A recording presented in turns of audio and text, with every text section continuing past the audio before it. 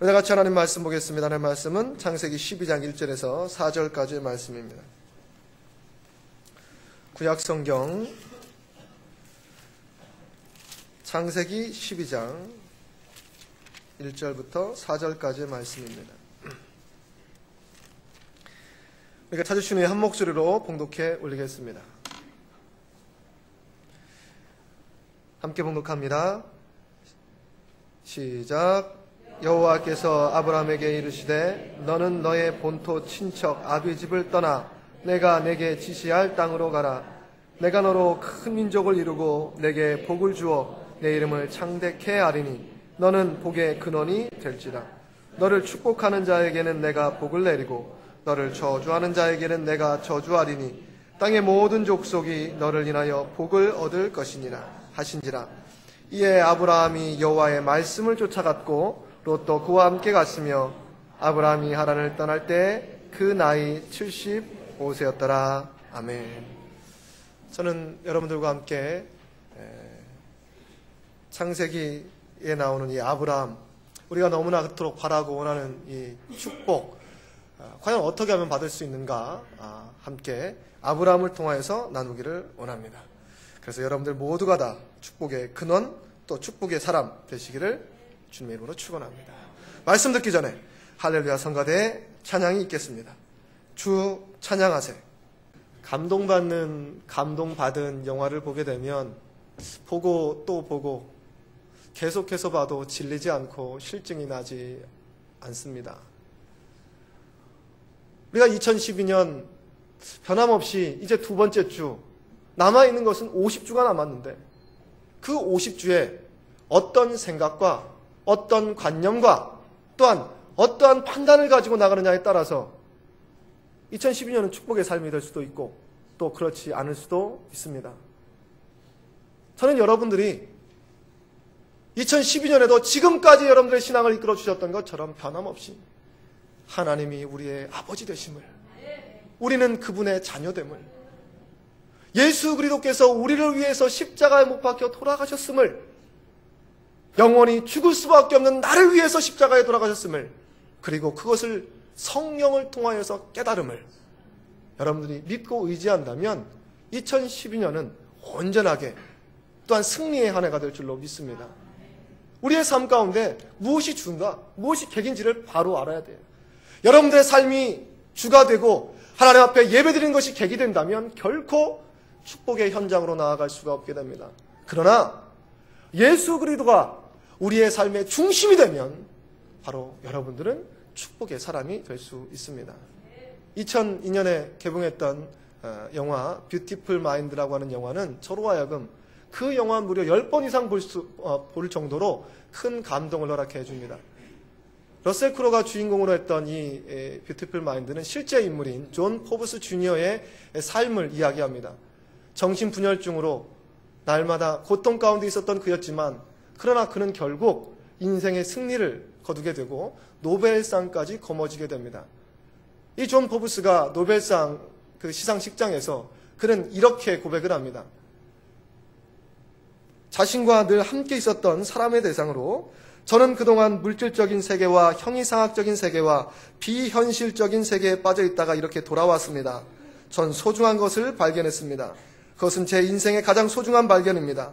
어떤 논리나 이성도 풀 수 없는 사랑의 신비한 방정식만입니다. 난 당신 덕분에 여기까지 왔습니다. 당신은 내가 존재하는 이유이며 내 모든 존재의 이유입니다. 물론 존 포브스는 자신의 아내를 대상으로 이렇게 이야기했습니다. 왜냐? 자신이 정신분열증으로 고민하고 또 고생하고 있을 때 얼마든지 떠날 수 있었지만 자신을 붙들어주고 함께 주었기 때문에 그 모든 영광을 자기 아내에게 바쳤다는 것입니다. 저는 그의 수상소감에 당신 대신 예수 그리스도만 집어넣으면 우리가 1년 한 해 동안 어떻게 나아가야 될지 우리의 신앙의 고백이 됩니다. 저는 소중한 것을 발견했습니다. 내 인생을 통해서 발견한 가장 소중한 것, 세상의 과학이나 이성으로 도저히 깨달을 수 없는, 풀 수도 없는 신비한 방정식 같은 것, 그분 예수 그리스도 때문에 저는 여기에 왔습니다. 그분 예수 그리스도는 나의 존재의 이유이며 내 모든 존재의 이유입니다. 주님이 나의 존재의 이유가 될 때 2012년은 여러분들이 날마다 승리의 삶을 살아갈 수 있게 됩니다. 오늘 여러분들과 함께 저는 이 아브라함을 통해서 은혜를 받고자 합니다. 많은 사람들이 복은 갈망하고 복은 받기를 원하지만 그러나 복 받는 방법을 몰라서 복을 놓치는 경우가 참 많이 있습니다. 한국 사람처럼 복 받기를 원하는 민족도 그리 많지 않습니다. 그래서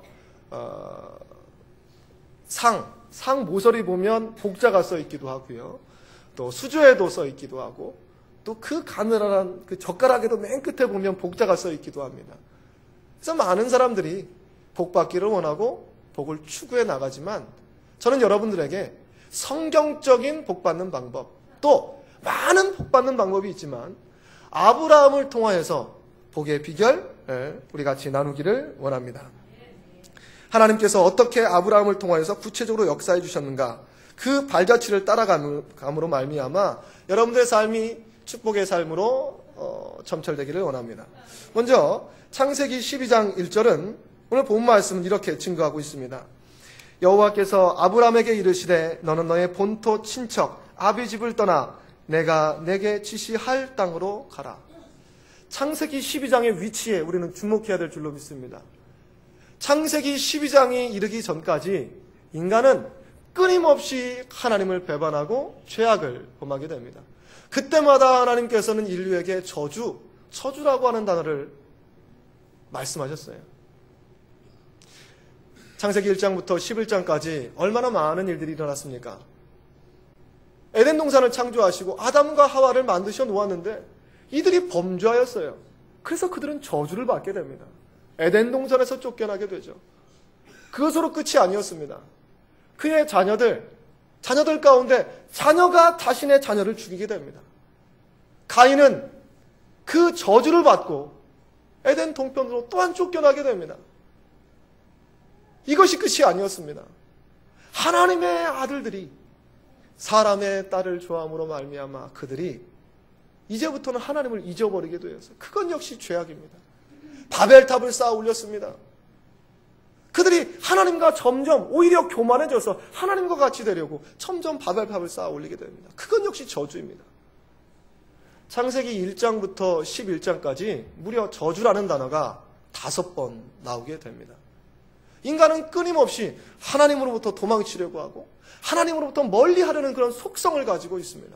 근데 하나님께서는 오늘 이 창세기 12장을 통하여서 아브라함이라고 하는 이 개인을 통하여 다시 멀어졌던 인간과의 관계를 회복하기를 원하시고 저주받았던 인간에게 축복을 선포하시고 그들을 하나님이 원하시는 원래의 에덴 동산으로 이끌어 주시기를 원하셨습니다.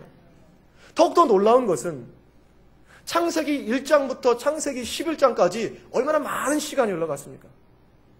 그 많은 시간 인간은 끊임없이 저주 안에 죄악 가운데 있었어요. 그런데 창세기 12장 1절부터 3절까지 하나님께서는 복이라는 단어를 무려 5번이나 사용하였습니다. 그 많은 시간 동안 저주를 5번 말씀하셨는데 창세기 12장 1절에서 3절까지 한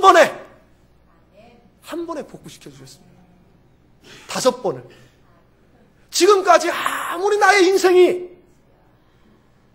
마치 그것이 저주처럼 빠져서 물질의 저주. 왜 이렇게 나의 지금까지 11년 동안의 삶은 물질로 어려움 당하게 되었는가? 왜 지금까지 20년, 30년의 삶이 왜 이렇게 되는 일은 없는가?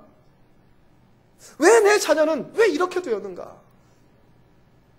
창세기 1장부터 11장까지 긴 시간 동안 어려움과 힘듦의 늪에 빠져 있다고 할지라도 아브라함을 통하여서 선포해 주시는 것처럼 단 3절 만에 그 모든 것이 다시 회복될 수 있음을 우리는 믿으셔야 됩니다.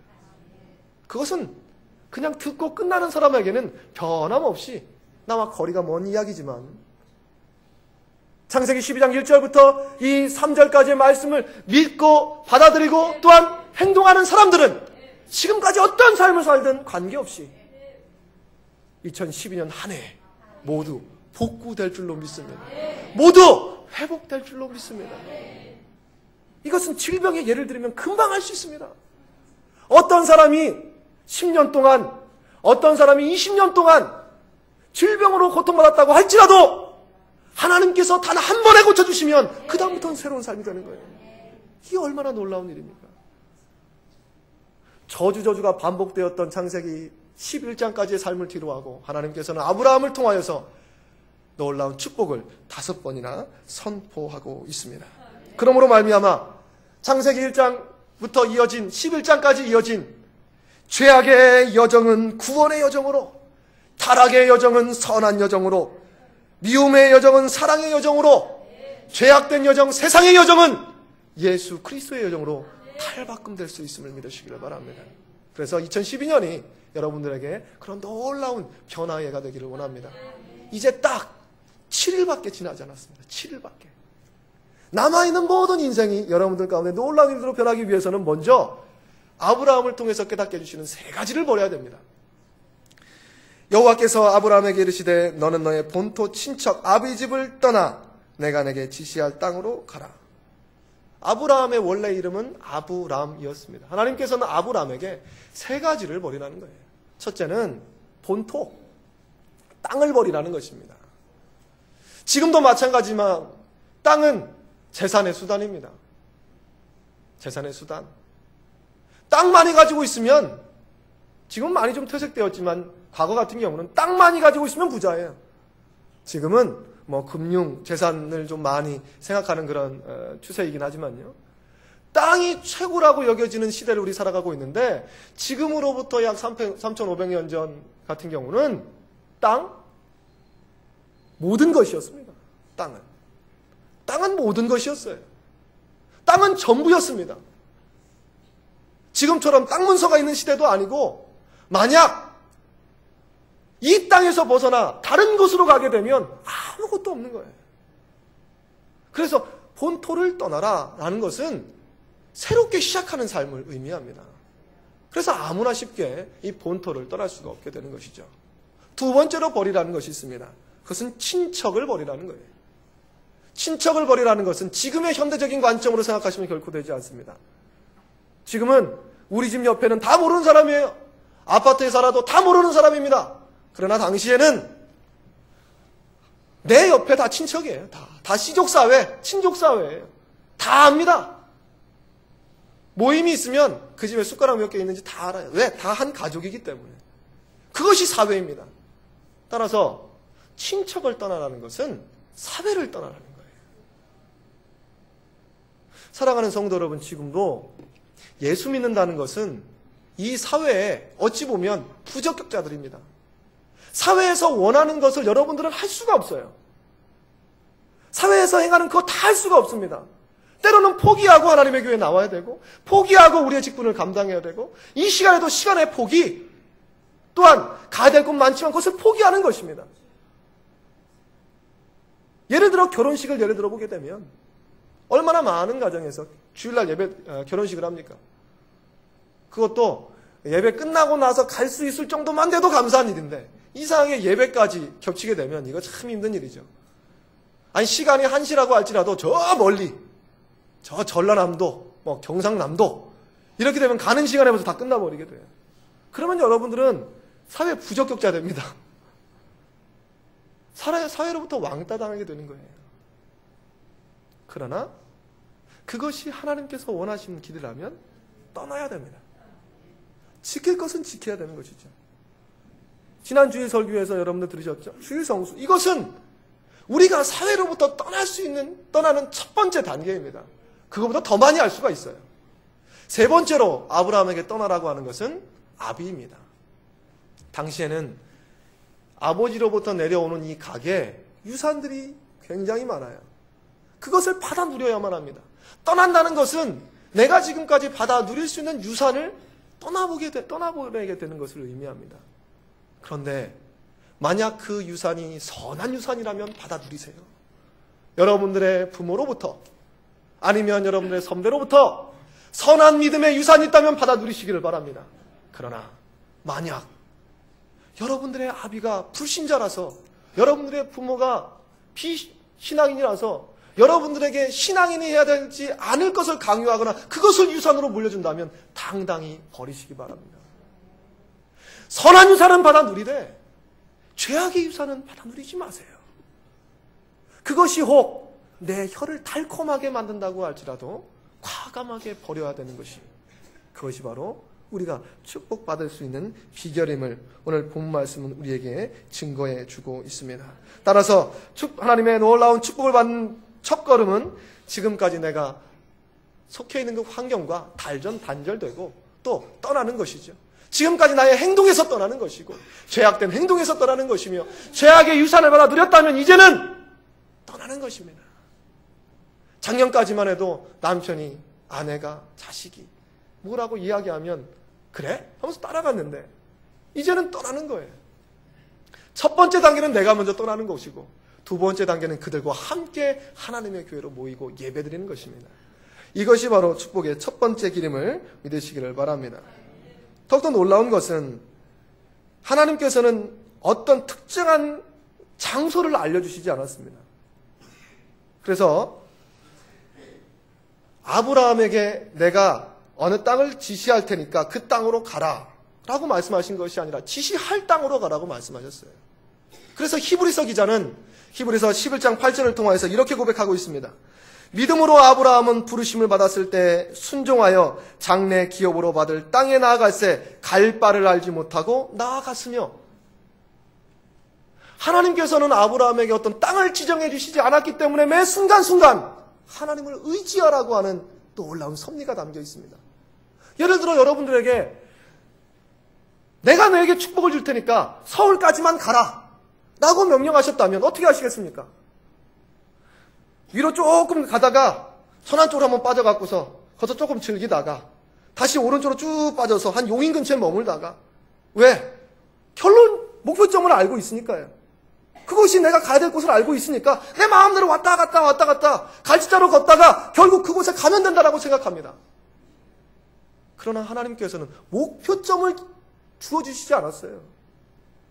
가나안 땅은 가보니 그곳이 가나안 땅이지 가나안 땅으로 가라라는 것이 결코 아니었습니다. 따라서 알지 못하기 때문에 아브라함은 한 발 한 발 내디딜 때마다 하나님의 은혜를 구해야 돼요. 어디로 가는지 모르기 때문에 하나님께서 알려주신 그것대로 나가야 되며, 또한 내일을 알지 못하기 때문에 하나님 앞에 기도하며 간구할 수밖에 없지 않았겠습니까? 2012년 우리의 삶도 마찬가지입니다. 정확하게 무엇인가 주어지신 것이 아니기 때문에, 큰 축복이라고 하는 그 타이틀만 주어졌기 때문에 우리는 전적으로 하나님 앞에 의지하며 의탁하며 2012년 신앙의 삶을 유지해 나가야 될 줄로 믿습니다. 이렇게 이야기하면 또 목사님 너무 막연한 것 아닙니까? 갈 바도 알지 못하고 막연하게 신앙생활하면 참 이 신앙생활이 몸이 건조한데요. 그렇게 이야기하실 여러분들을 대비해서 주님께서는 이렇게 말씀하셨습니다. 다 알려주시는 것이죠. 미리 하나님께서는 축복이라고 하는 큰 틀을 허락해 주셨습니다. 그래서 창세기 12장 2절을 보면 이렇게 증거합니다. 내가 너로 큰 민족을 이루고 내게 복을 주어 내 이름을 창대케 하리니 너는 복의 근원이 될지라. 그냥 막연히 가는 것이 아니라 주어진 것입니다. 아브라함이 막연히 떠난 것이 아니라 하나님께서 주어주신 그 축복을 그려나가면서 앞으로 나가게 된 것입니다. 여러분들 그 복권을 사게 되면 그 어떤 분이라도 내가 그거 쓰레기야, 이 복권 분명히 당첨되지 않을 거야 라고 생각하고 복권을 구입하시는 분들은 없을 거예요. 그래도 조금이라도 확률, 극히 적지만 그래도 당첨될 수 있지 않을까라는 생각에 복권을 사게 됩니다. 극히 적은 확률이기만 하지만 언젠가는 복권이 당첨될 거야. 그것이 있기 때문에 이것을 사는 것이죠. 하나님의 축복이 이 종이조각 같은 복권과 비교할 수 있겠습니까? 하나님께서는 이미 그려놓으신 그 축복을 향해서 여러분들에게 달려나가라고 하시는 것입니다. 여기에 우리의 행동의 모습 두 가지가 나타납니다. 따라가기는 따라가요. 하나님의 말씀을 듣기는 듣고 또 성령도 체험했기 때문에 따라가긴 따라가는데 어떠한 마음자세로 따라가는가? 순종이냐 복종이냐 두 가지. 순종은 믿음이 동반되어야만 순종이 됩니다. 전적으로 그분을 믿고 따라가는 것은 순종입니다.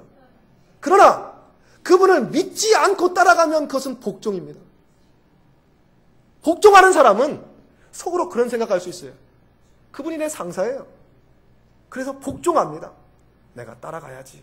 따라가요. 그런데 속으로는 내가 언젠가 저 사람을 밟고 말 거야. 내가 저 사람을 밟고 올라서고 말리라. 이거 복종이에요. 따라가긴 따라가는데 믿음이 없습니다. 속 안에 그 마음 가운데 어떠한 마음을 품는지 그걸 알 수가 없어요. 그러나 순종은 믿음이 동반되어야 해요. 믿음이 동반되고 따라가야 축복이 임한다는 것입니다. 그러나 여러분, 너무나 많은 성도들이 신앙생활을 복종하고 있습니다.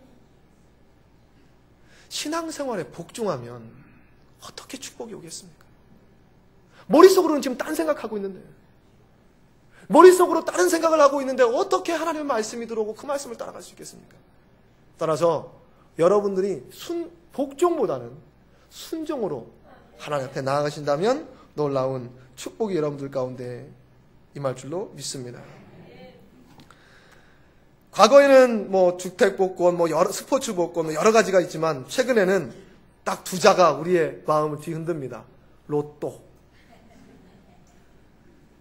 아주 짧은 시간에 이 번호가 결정이 되죠. 그래서 로또를 구입하신 분들은 로또 번호를 내가 기입하고 나서 그 로또 번호가 발표될 때마다 번호 하나하나가 불러질 때마다 천당과 지옥을 오갑니다. 되면 이야, 두 번째 이야, 세 번째, 네 번째 어떤 사람은 첫 번째부터 안 되는 경우도 있어요. 날마다 환호와 탄식의 이 반복입니다. 지난주 로또 474차 번호는 4번, 13번, 18번, 31번, 33번, 45번이었습니다. 이 번호를 정확히 맞힌 사람은 어마어마한 금액을 얻을 수가 있습니다. 그런데 여러분, 다음 주 475차 로또 번호 제가 알려드리도록 하겠습니다. 알려드린다니까. 다시 한번요. 그러면 번호를 말씀드리도록 할게요. 다음 주 겁니다. 23번. 한 분도 안 적으시네요. 여러분들이 결정할 거니까 적으시든 안 적으시든 관계없습니다. 23번, 36번, 2번, 44번, 12번, 15번. 이것이 275차 로또 번호입니다. 여러분 왜 안 적으시죠? 왜 안 적으십니까? 믿지 못하기 때문에 안 적는 거예요. 이것이 확실하다면 여러분들 비단 적는 것으로 그치겠습니까? 적고 휴대폰 있는 사람은 잊어버리지 않게 휴대폰에 적고, 또 어떤 사람은 누가 볼까봐 숨겨놓고 적고, 또 아마 이 성전을 나서면서 모두가 다 기쁨과 소망에 차서 복권 로또 하는 대로 달려갈 거예요. 왜 여러분들이 제 말을 믿지 못합니까? 그런데 한 가지 확실한 건 이 번호 확실해요. 왠지야? 그러나 한 가지 단서가 묻습니다. 이 번호가 맞힐 확률은 814만 5,060분의 1입니다. 내가 선택한 번호가 맞을 확률은 대충 800만 분의 하나예요. 따라서 이 번호 800번 하면은 한 번 정도 당첨될 번호입니다. 다음 주도 될 수도 있어요. 대신 800만 분의 1 확률이기 때문에 그래요. 그래서 여러분들은 안 믿습니다. 안 적어요. 확률이 너무 떨어져서. 만약 우리에게 다가올 축복이 100% 확실하다면, 하나님께서 주어질 그 축복이 확실하다면, 우리는 지금 말씀을 적고 기억하고 새기며 따라가야 될 줄로 믿습니다. 신앙의 세계와 믿음의 세계는 하나님의 말씀에 순종하고 따라가게 되면 그 결과는 탄식이 아닌 기쁨과 소망이 나타나지 않겠습니까? 그럼에도 불구하고 많은 사람들은 제가 당첨번호를 불러주었음에도 불구하고 이것을 적지 않는 것처럼 하나님의 놀라운 축복의 말씀을 듣고도 따라가지 않습니다. 무엇이 불신앙인 줄 아십니까? 하나님의 말씀을 듣고 순종하고 따라가지 않는 것이 실제로는 불신앙이 믿지 못하기 때문에 따라가지 않는 것입니다. 하나님께서는 아브라함에게 확실하게 보여주는 놀라운 축복을 허락해 주셨습니다. 내가 너로 큰 민족을 이루고 내게 복을 주어 내 이름을 창대케 하리니 너는 복의 근원이 될지라.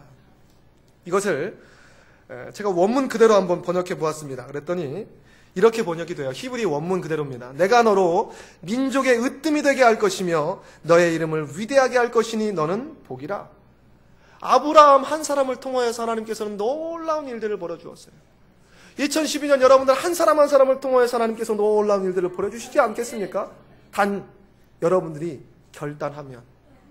그런데 오늘 2부 예배 때도 많은 성도들이 참석했지만 2부 예배, 3부 예배, 1부 예배, 2부 예배, 3부 예배 통틀어서 모든 성도들을 전부 다 놓고 봤을 때 따라갈 확률은 그렇게 많지 않다는 거예요. 그래서 전부 다가 축복받지 못하는 이유가 여기 있습니다. 제가 불러드린 그 번호가 800만 분의 1 확률인 것처럼 복받는 것도 하나님의 놀라운 은혜와 축복을 받는 것도 이와 똑같습니다. 그러면 우리가 더 정확하게 복의 개념을 알아야 돼요. 먼저 아브라함에게 민족의 으뜸이 된다라고 말씀을 해주셨어요. 이루어졌습니까? 이루어지지 않았습니까? 지금 이루어졌어요. 지금 현대 이 세계를 움직이는 나라 미국이라고 볼 수가 있어요. 좋든 싫든 어쨌든 미국이 움직이고 있습니다. 중국이 급부상하고 있지만 미국의 GDP의 5분의 1밖에 되지 않아요. 그래프를 그리면 미국이 이만큼, 그 다음 중국, 그 다음 이렇게 돼 있어요. 이렇게.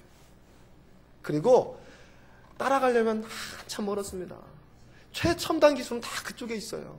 IT 기술, 최첨단 기술은 다 그쪽에 있습니다. 이 지구의 으뜸이라는 나라가 미국이라고 한다면 미국의 정계, 미국의 경제계, 미국의 과학계를 움직이는 사람은 유대인입니다. 즉 아브라함의 후손이라는 것이죠. 으뜸되게 만들어주셨습니다. 그리고 또 하나 우리가 잘 알고 있는 너는 복의 근원이 될지라, 이 말의 히브리어 원뜻은 너는 복이라, 그 뜻입니다. 하나님께서 말씀해주고 있는 내용은 내가 이제 저 복이 저 멀리 있으니 이제 복을 찾아 나서라가 아니라 네 자체가 복이다. 너는 복이다. 따라서 2012년 무엇이 복입니까? 우리가 무엇을 이루어야 복입니까? 그것을 잡아야 복입니까? 저 목표점을 향해서 내 사업이 어느 정도 성공해야 복입니까? 아니면 물질이 1,000만 원 있었는데 2,000만 원 있어야 그것이 복입니까? 아닙니다. 하나님의 말씀을 듣고 순종하고 따라가는 그 사람의 첫 발걸음 자체가 복이에요. 내가 오른쪽으로 가도 복이고 왼쪽으로 가도 복입니다. 설령 2012년 실패할 수도 있어요.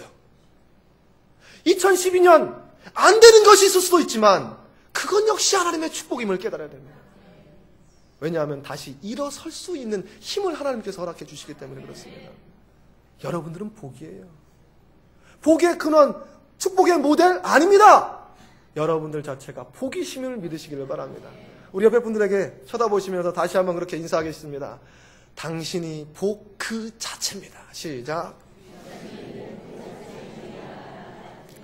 할렐루야. 따라서 하나님의 교회 이곳에 이 자리에 앉아있는 그 자체만 해도 복이에요. 여러분들이 하나님의 말씀을 듣고 내가 하나님의 말씀대로 순종하면 따라가야지라고 결심하는 그 사람의 앞길은 복 그 자체입니다. 내가 걸어가는 발걸음 하나하나가 복.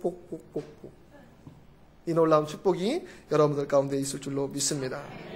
하나님께서는 그뿐만이 아니라 더 놀라운 축복을 허락해 주셨는데 창세기 12장 3절 말씀을 아브라함에게 허락하여 주셨습니다. 너를 축복하는 자에게는 내가 복을 내리고 너를 저주하는 자에게는 내가 저주하리니 땅의 모든 족속이 너를 인하여 복을 얻을 것이니라 하신지라. 하나님께서는 더욱더 구체적으로 아브라함에게 이야기를 하셨는데 이것도 히브리어 원어로 한번 번역을 해보면 조금 다른 그 해석이 나옵니다. 너를 축복하는 자를 내가 중히 여겨 가까이 하고 너를 저주하는 자에게 내가 멸시하여 멀리 하리라. 사랑하는 성도 여러분, 2012년 축복받는 비결은 가까이 하는 것입니다. 두 부부가 서로 사랑할 때 가까이 하는 거예요. 가까이 한다는 것은 히브리 원어의 의미는 눈을 마주 보는 거예요. 그것이 가까이 하는 겁니다. 하나님과 눈을 마주치는 사람, 하나님과 가까이 하는 사람, 성전을 사랑하는 사람, 하나님의 일을 행하는 사람, 그 사람이 바로 복입니다. 복받을 준비가 아니에요. 그 자체가 복입니다. 그 자체가 축복이며 그의 삶 자체가 축복으로 이어지게 됩니다. 이제 여기까지는 하나님께서 하실 일이에요. 아브라함에게 내가 내게 지시할 땅으로 가라. 내가 이러이러한 축복을 주겠다. 그리고 너는 복 그 자체다. 이거 다 하나님께서 하신 거예요. 이제 공은 여러분들에게 넘어갑니다. 우리 창세기 12장 4절 말씀을 우리 함께 봉독해 올리도록 하겠습니다. 하나님께서 놀라운 축복의 말씀을 선포하시고 그 다음 시작. 이에 아브라함이 여호와의 말씀을 쫓아갔고, 사랑하는 성도 여러분, 중동의 갈대아 우리아의 이 촌부에 지나지 않았던 이 아브라함을 하나님께서 믿음의 조상으로 될 수 있도록 하신 것은 아브라함의 믿음의 응답이었습니다. 아브라함의 행동의 응답이었습니다. 기억하시기 바랍니다. 축복의 말씀이 아무리 여러분들 모두의 귀에 들린다고 할지라도 그것을 받아들이고 행동하는 사람들만이 그 놀라운 복을 누릴 수가 있게 됩니다. 많은 사람들이 오늘도 로또의 번호를 쓰지만 그러나 당첨되는 사람만, 그 번호가 맞아 떨어지는 사람만 그 당첨금을 가져갈 수 있는 것처럼 하나님의 축복도 이와 동일합니다. 내가 믿음으로 하나님의 얼굴을 구하고 그분을 바라봤을 때 하나님께서는 우리에게 복을 허락하여 주십니다. 이제 행동하는 우리 백양교회 성도님 되시기를 주님의 이름으로 축원합니다. 행동함으로 말미암아 지금 하나님께서 여러분에게 주신 그 놀라운 은혜를 받아 누리시기를 주님의 이름으로 축원합니다. 그냥 단순한 것이 아닙니다. 만약 아브라함이 본토, 친척, 아비 집을 떠나라고 했을 때 떠나지 않았을 경우에는 어떻게 되었겠습니까? 그 땅이 내 것이 아닌 순간 아브라함도 멸망하게 됩니다. 친척과의 사이가 멀어지는 순간, 단절되는 순간 자신이 모든 것인 줄 알았던 사회성과도 멸망되게 됩니다. 아버지의 유산이 내 것이라고, 그것은 확실하게 내 것이라고 생각했던 그것이 끝나는 순간 아버지 유산도 멸망하게 됩니다.